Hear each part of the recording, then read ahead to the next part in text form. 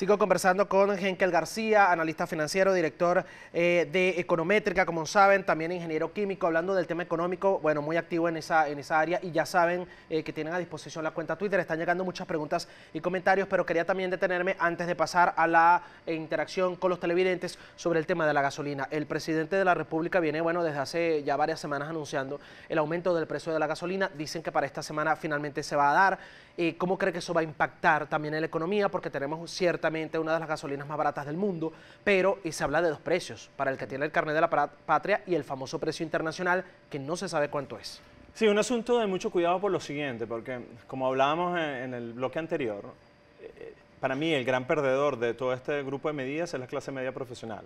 La clase media está duramente golpeada porque este proceso de igualación de hacia abajo es quizás el grupo, el estrato que más está siendo afectado, y es el grupo que podría estar más afectado en un aumento de la gasolina. O sea, es una medida que yo creo que las personas que toman decisiones están siendo cuidadosas porque esto puede tener un cambio importante en este grupo.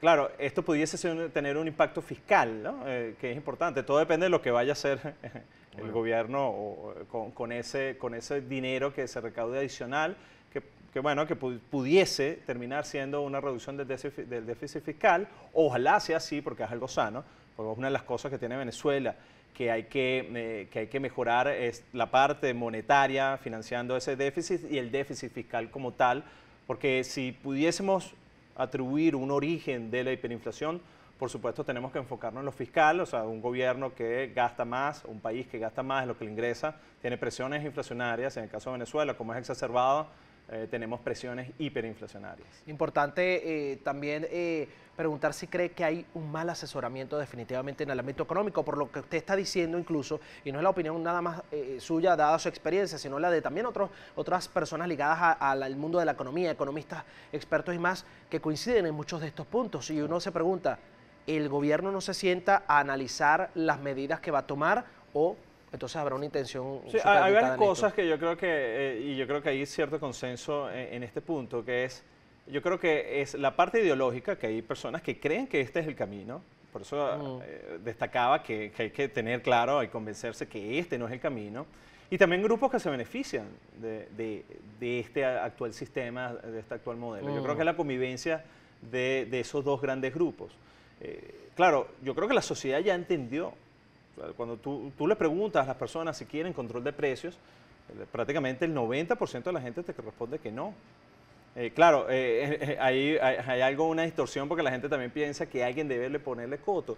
Lo que pasa es que somos una economía o un país que está muy desacostumbrado a lo que debería ser un país. Una economía con libertades económicas, una economía donde el margen de ganancia no venga de parte, o el control de margen de ganancia no venga de parte del gobierno, sino que esa economía abierta de muchísima competencia hace que los márgenes de ganancia disminuyan, que un ambiente de poca incertidumbre, de poco riesgo también haga que ese margen de ganancia sea mucho más bajo o lo que se estila en otros países. O sea, claro, yo no he visto un país que se desarrolle metiendo a los empresarios presos o metiendo a los gerentes presos. Yo no he visto país que se desarrolle con una economía de controles de cambio de precios. Yo quisiera que alguien me nombrase una, porque si hay una que realmente le fue bien a eso, bueno, yo puedo como rectificar y aceptar que eso es así. Pero yo no he visto un caso, entonces ¿para qué nos estamos metiendo por aquí? Vamos a plantearnos, mira, ya no es por aquí, vamos a plantear nuevas rutas, que creo que al final fue más o menos la intención que tuvo el gobierno con estas medidas que parecían distintas, pero terminando haciendo lo mismo. Vamos a ver qué pasó con los precios acordados.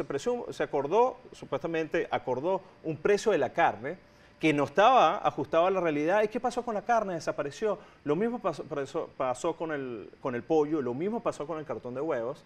Y es algo que hicimos en el pasado. O sea, porque hay que recordar que lo del cartón de huevos tiene una historia larga, ¿no? Y lo volvimos a hacer, volvemos a cometerla o tomar la misma medida y que vamos a esperar un resultado distinto. Es imposible hacer lo mismo y esperar resultados distintos. Bien, vamos a leer la opinión y las preguntas que tienen los entrevistados. Le pido contestar puntual para que dé mayor participación. Vamos a comenzar con Luis Méndez. Dice, buen día, ¿cuál cree usted que sería el punto de quiebre económico donde el gobierno accedería a rectificar las estrategias económicas fallidas? Es difícil encontrar uno, pero yo creo que esto es un momento que abre una estructura de oportunidades. Estoy citando a la profesora Margarita López Maya, quien dice que la situación actual abre una estructura de oportunidades para un cambio en Venezuela. Dice aquí el náufrago 27, buenos días, el sueldo de todos los venezolanos ya llegó al punto de quiebre, entre más lo aumente, más la inflación aumenta, aquí lo que falta es producción en masa. Es una idea clarísima, no hay manera de recuperar el poder de compra sin recuperar la producción y la productividad. Esa persona, totalmente de acuerdo, por ahí es el camino y hay que preguntarse siempre, ¿este conjunto de medidas aumenta la producción y la productividad? Si la respuesta es no, entonces el poder de compra de la gente no se va a recuperar. Dice el Taguay, le preguntó al invitado si el verdadero propósito del gobierno es quebrar las empresas para luego apropiarse de ellas al mejor estilo cubano. ¿Qué hay detrás del pago de la nómina por parte del gobierno? Todo indica que la finalidad es dominar al pueblo. ¿Opina que es así o no? Como el asunto es ideológico, sí, yo creo que cuando hay un quiebre de empresas, lo que opinarán, bueno, debieron quebrar porque no se pueden sostener el actual modelo y está bien que quiebren, lo cual es dañino. El determinar cuán intencional es, yo creo que es juicio de cada quien, pero sí, yo creo que ideológicamente realmente no hay un mea culpa de que haya un grupo importante de empresas cerrando en Venezuela, lo cual preocupa, ¿no? Muchísimo, como a Olaquiaga que responsablemente lo destacó. Dice también acá Ismael Alfonso 56, señor Henkel, este sueldo igualitario trae desidia, desánimo, flojera. ¿Por qué para qué trabajar? Si de una u otra forma recibes el sueldo en forma de bono, trabajes o no, un país improductivo. Totalmente de acuerdo y aquí debo destacar una idea. Todos los sistemas de planificación central, todos destruyen los incentivos. No solamente de los asalariados, también del empresario. Porque ¿para qué voy a operar si voy a perder? Si me van a ejecutar o me van a decretar una medida que me va a sacar del mercado? Y también hace que el nivel de riesgo que se maneje sea alto y por eso tienes un margen de ganancia alto. Pero sí, totalmente de acuerdo que eso destruye todo el esquema de incentivos que hay en una economía. Tan es así que alguien del oficialismo en estos días decía sentado acá que era imposible que de repente las empresas estuvieran pagándole lo mismo a los empleados y yo le citaba incluso que había visto en un centro comercial, había hablado con una persona que trabaja dentro de este centro comercial en la parte administrativa y me dijo, nada más me dijo, voltea y ve la cantidad de tiendas que ya están cerradas y que antes estaban abiertas a las 6 de la tarde porque han tenido que cerrar. Dice aquí Vladimir Torres, ¿no será mejor dolarizar y que circule libremente en la calle el dólar? Sí, esta propuesta en medio de la debacle del Bolívar ha ganado. No es la decisión. Tú me dices entre dolarizar y el actual desastre, yo te digo dolarizar, pero no es la medida óptima. Un esquema que a mí me llama bastante la atención es la convivencia de monedas. De hecho, en Perú conviven las dos monedas. Y es gracioso, porque gracioso no, o es interesante, porque cuando se tomó esa medida, el 66% de la liquidez estaba en dólares y el 33%, 34% en soles, y hoy se invirtió. Hoy 66% está en soles, 33% está en dólares. La gente poco a poco empezó a confiar en su moneda, debido a un conjunto de políticas serias, de un crecimiento sostenido y de muy baja inflación. Entonces, para mí el escenario ideal es el camino peruano. Bien, curioso, para que vean. Sí. Aquí dice Luis Méndez, buenos días, ¿cómo plantear alternativas económicas ante un gobierno que es autoritario y no acepta propuestas?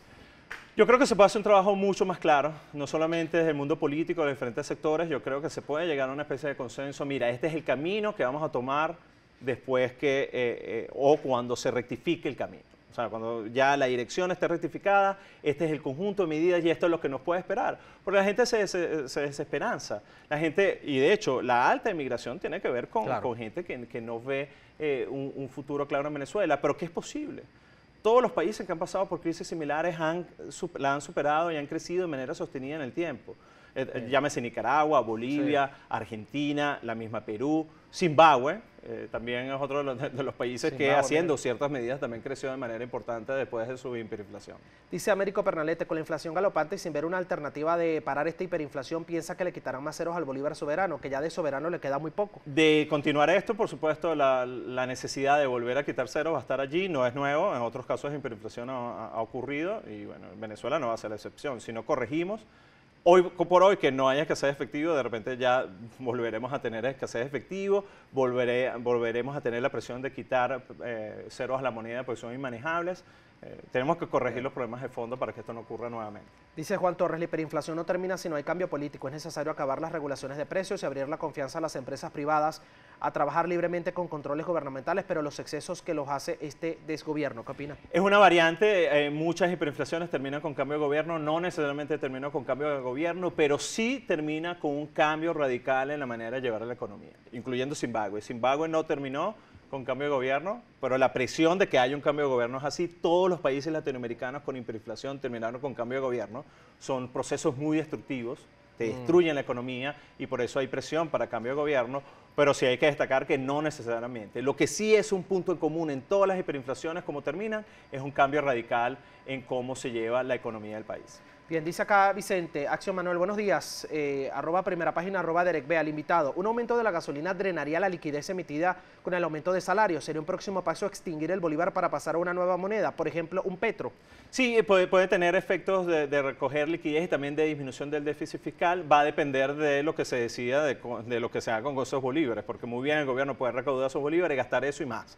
Es una posibilidad. Pero en teoría sí pudiese tener un efecto que sería, hay que realmente esto llevarlo bien, porque repito, es una medida que si bien tiene ese efecto, sería muy dañina, sería una carga muy dura a la clase media, que ya hoy por hoy tiene una carga importante sobre sus hombros. Cierro con esta, Denis Chuque, dice, las prestaciones, me imagino quiso decir, utilidades y antigüedad serán cubiertas por el gobierno o las empresas tendrán que cubrir ese gasto. Si esto fuera así, pienso que terminaría de liquidar a las pocas empresas que quedan. Eso es una pregunta que sí, muchos se hacen. Hasta lo que sé, hasta donde lo que te entiendo, eso va de parte de las empresas. El gobierno no va a tener algún tipo de financiamiento sobre las prestaciones. Esa es la noticia mala para algunos, pero el efecto de la hiperinflación va a ser que esas mismas prestaciones que hoy representan un gasto importante, muy probablemente para los primeros meses del año que viene ya habrán diluido, como pasa en otras variables que se manejan en la economía venezolana. Puede ser que se diluyan, hoy por hoy es una gran carga, o puede ser que en el futuro la misma hiperinflación la diluya. Bueno, saque sus propias conclusiones y que la esperanza sea lo último que se pierda en todo caso. Seguro. Muchísimas gracias por estar con nosotros, Henkel. Gracias porque además tienes que atender asuntos personales y aún así estuviste aquí con nosotros. ¿Cuáles son las redes sociales para que la gente le siga? Sí, arroba Henkel García. Creo que tengo Twitter, obviamente, Instagram también es la misma.